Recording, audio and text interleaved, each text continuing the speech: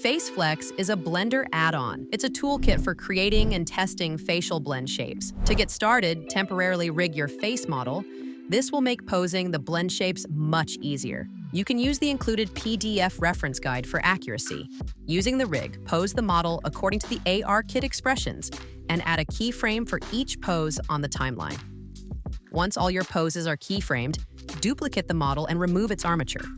In the FaceFlex panel, put the rigged model in the source slot and the non-rigged duplicate in the target slot. Now click the ARKit button. All your blend shapes will be generated and correctly named on the target model. If you need to add further details, simply select a shape key, set its value to 1, and then use Sculpt mode or Edit mode to make your adjustments. When you are done, you can check if the shape keys are working correctly. Select your model and click the Animate button. This will generate a test animation for you. Now, if you want to load CSV animation data exported from apps like LiveLink Face, the process is simple. Select your model with the finished blend shapes. In the Link CSV panel, click the plus button and select your CSV file. You can then name the new action and finally click Load CSV Animation. And your animation data will be linked and working in real time. Thanks for watching.